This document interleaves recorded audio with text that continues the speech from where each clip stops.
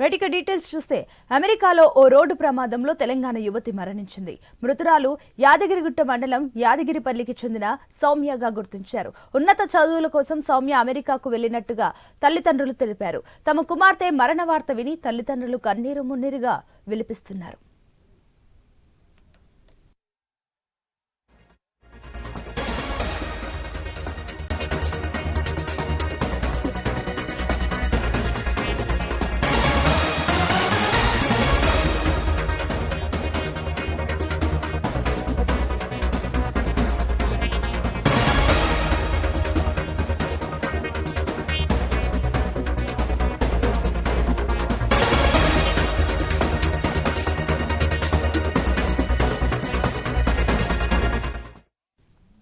ఇక breaking news చూస్తున్నాం.